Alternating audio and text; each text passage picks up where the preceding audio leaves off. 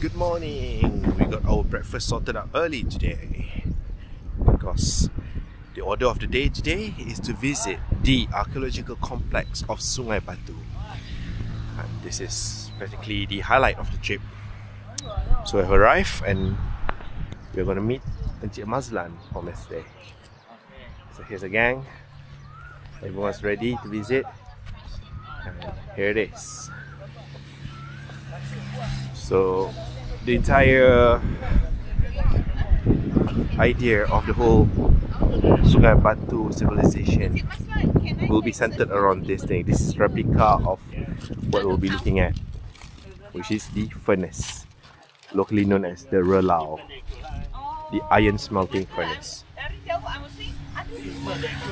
Tapi bentuk dia lebih kurang macam ni lah.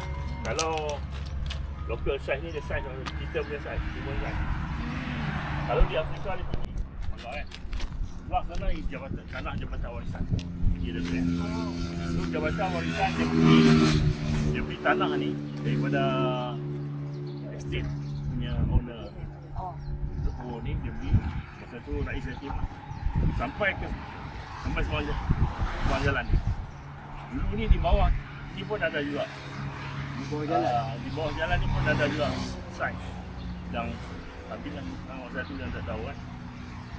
So masuk dalam jabatan warisan di sini adalah local authority, PBT. Parking ni adalah local authority lah.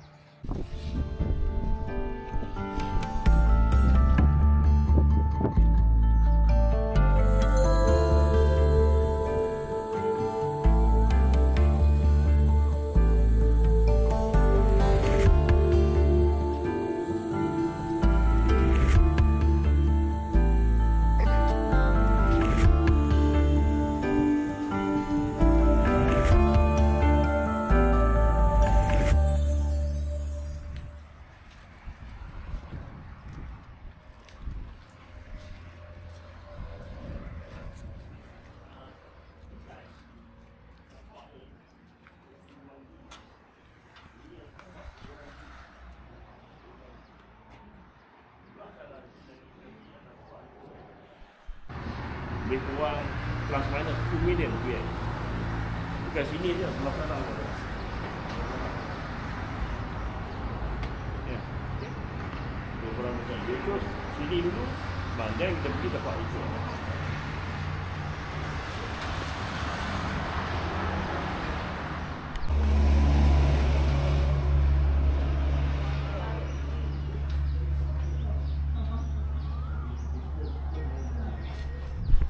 Sini macam kita bincang semalam, tanah liat ni yang dibakar kan, dia di luar. Itu semua dia ni, kayu bijak semua ni. Tapi memang kita kekal tak excavate. Dan kita excavate semua sebelah kanan. Tapi dia akan jadi macam ni lah, kalau excavate pun dia jadi macam tu juga. Okey, ini yang tapak ritual yang semalam tu kita lukis sebenarnya. Bawah tu bulat, yang di atas tu. Nak tengok betul ke di sini dulu paras laut dia sampai ke sini. Kan? So kalau kita tengok level tu, level lubang ni digali sampai jumpa pasir. Pasir. Bottom tu pasir. Pasir pantai. Pasir pantai.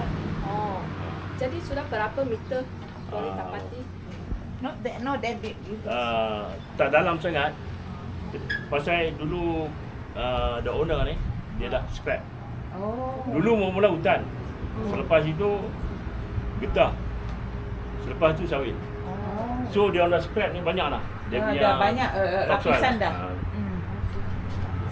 So ini yang membuktikan bahawa di sini dulu ada laut. Jadi layer dia. Sebab tu kita kekalkan. Kita kekalkan ni kita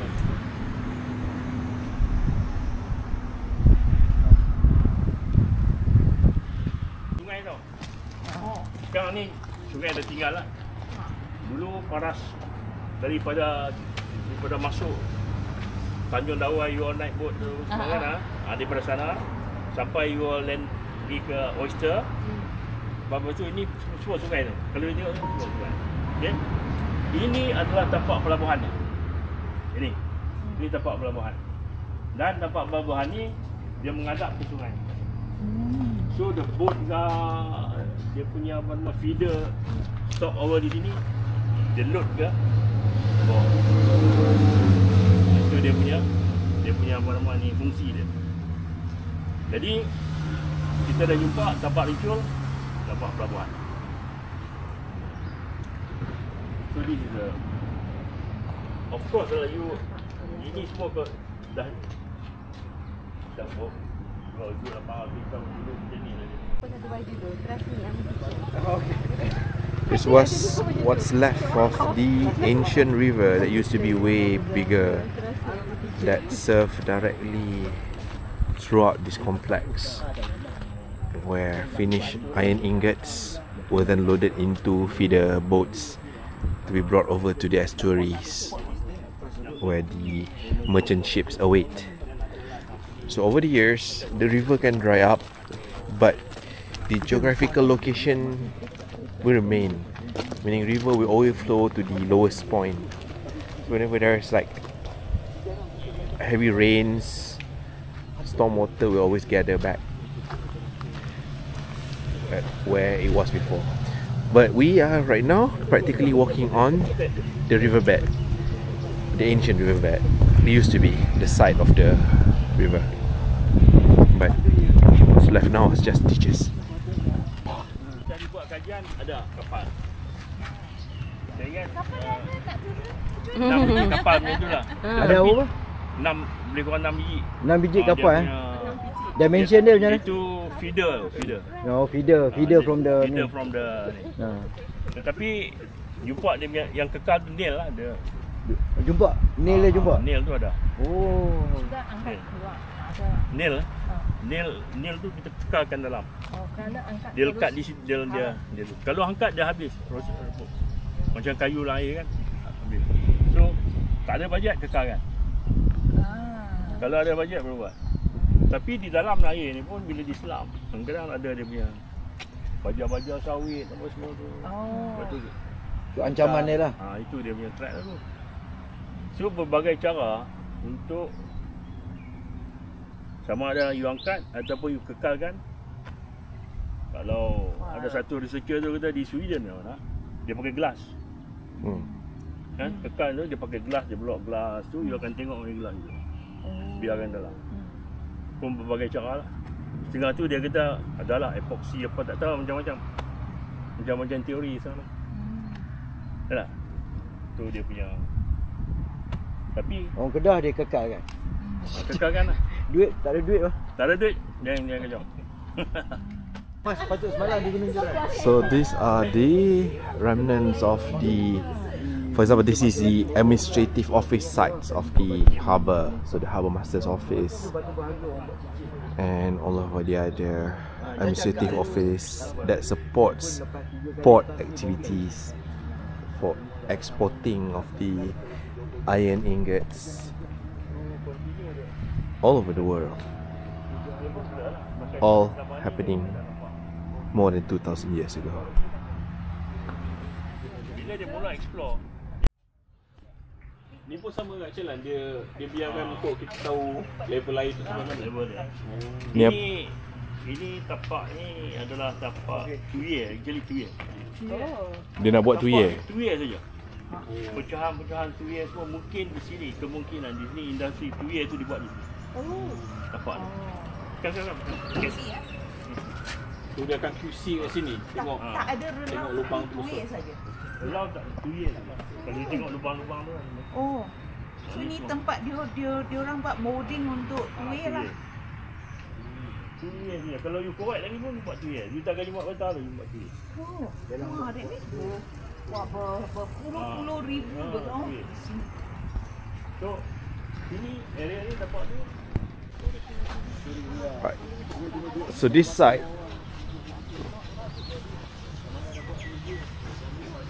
is supposedly the production area for 2 years. I mean, if you look at those, they're just there, laying in heaps and piles. The 2 years.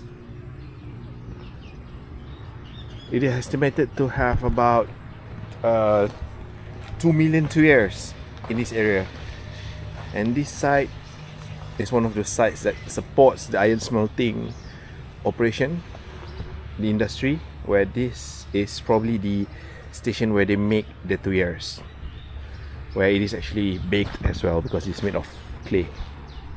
Ya, dia gelap. Itu menunjukkan dia tapak pernah digunakan untuk membakar gelembauan. Kalau you tengok yang hitam tu, semua sisa-sisa besi lah tu. Tengok yang hitam tu kan? Selepas bakar kan dia pecah, tinggal sisa besi. Ya? Jadi kalau sebelah sana pun ada tapak macam ni juga, dia lagi gelap, lagi hitam. Tapak tu yang terkeluar di situ lah. Tapak tu dia bila buat kajian 788 BC. Kajian pertama buat mula 535 sebelum mati. Tapi bila buat excavation banyak you buat artifact you buat perkara. After that 55 also got continue doing the research and you buat new artifact, pergi buat pentarihan semula, and dia punya pentarihan berubah jadi much more older daripada 535, jadi 788 BC. Sehingga kan pentarihan itu menjadi dispute juga di kalangan scholar. Oh, kerana jumpa dua zon masa, dua zon macam masa. mana boleh keluar sangat ni? Ya, dua zon masa. Tapi kita buktikan lah. Kita buktikan benda ni, buktikan. Ini semua ni kita kena buktikan. Kalau 788 tu site mana you korek, kedalaman mana you dapat, kan? And then dia punya kod dan sebagainya. So this is tempat industri. Kalau you tengok industri, sana batu-batu kan? Betul. Sini batu. Besi-besi. Jadi pelabuhan sana, Shah Bandar sana, industri sebelah sini. You tengok dalam ni, you tengok dalam itu adalah itu dalam tu. Kotak-kotak tu. Dalam tu adalah simpanan artifak-artifak yang dibuat. Contohnya dalam petak ni SB1. Lelau ni dijumpai di kampung Bukit Terabak, Bukit Selambau. Jadi sepanjang sungai Kuala Muda ni ada lelau. Jadi proses dia pergi ke sampai ke Padang Siang. Sungai Muda. Sungai Muda. Ini dijumpai di kampung Terabak, Bukit Selambau. Web kita plastik kita takut dia kampung Terabak sini. Dia relai kan. Dia kecai nanti. Ini kampung Terabak itu. Ini kampung Terabak, Bukit Terabak. Sungai Muda. Ini Kampung Padang Cicak ni. Dekat sini. Semuanya tepi sungai. Maknanya transportation dia ialah sungai. Transportation dia sungai. Itu dia punya along the river tu. This one dekat Kampung Padang Cicak ni. Atas sini. Yang itu Kampung Bukit Terabak di sini. Siapakah yang pergi cari yang rajin ya? So, kalau tengok ni, kalau tengok tadi saya cakap kan, Ya. sini dia cross pergi ke Thailand. From there, kita tak ada evidence lagi. Sama ada China ke, Cambodia ke, siapa ke beli transport dari besi, kita tak tahu. Belum ada kajian. Dia Sungai Muda tembus sana. Tembus sampai sana. Sampai Tasik Bridge tu. Tasik Bridge. Sampai Tasik Bridge tu ada lelau. Used to be part of Kedah actually. During the during before the immigration time. Yes. Not last word lah. Hopefully not. Actually, our adventure so far up to this point kan. But thank you for everyone for joining us on this educational mini trip. Dan selalu kita masuk hutan, kita pergi diving apa. This time kita macam slow the pace down a bit kan, to relearn about history, which is another adventure on its own. So thank you very much lah guys for joining us kan. And we like it like this. Not too many people, but not too little. Just nice. Our group like this. Easy to, Santai. yeah, it's very laid back. Tapi tak juga, stres juga. Yeah. Tidur tak cukup. I would like to extend my appreciation towards Cikgu Zam lah. Sebab Cikgu Zam, dia punya recce trip dia 3 kali kan. Kejap pergi nak recce for our accommodation, and then recce for our lunch. lunch, lepas tu nak recce for our itinerary. Plan So, bagus-bagus. yeah, thank you very much. Yeah, thank you for showing your dedication. Tak, actually nak balik kampung cuma main mata. And two things at one time. So thank you very much. Yeah. And of course, Mazlan, thank you very much for lending us your expertise, loaning us your knowledge and experience, and also showing us a glimpse of your passion. Betul passionate betul. So we love to talk to people.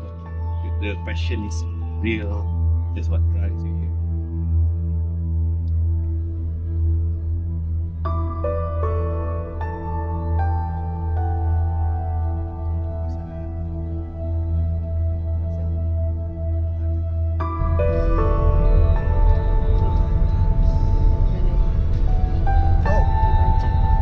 Gunung Jerai.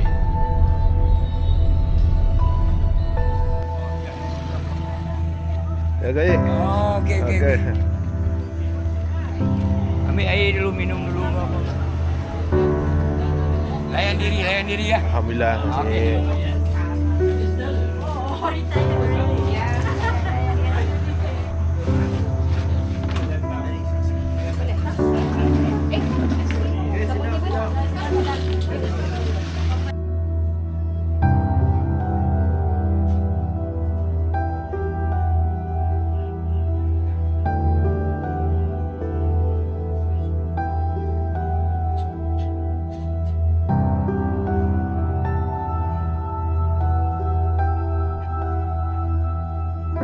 The journey to ancient Kedah is over. We have had lunch. We have visited the archaeological sites, and it gives us lots of time to beckon and wander at Gunung Jerai, where in a land that is vast and expanse, this mountain serves as a beacon that has been guiding merchants and their ships for thousands of years. It is our privilege to be able to be here and learn about history like this. So thank you for joining us on our journey. We hope to see you on the next one.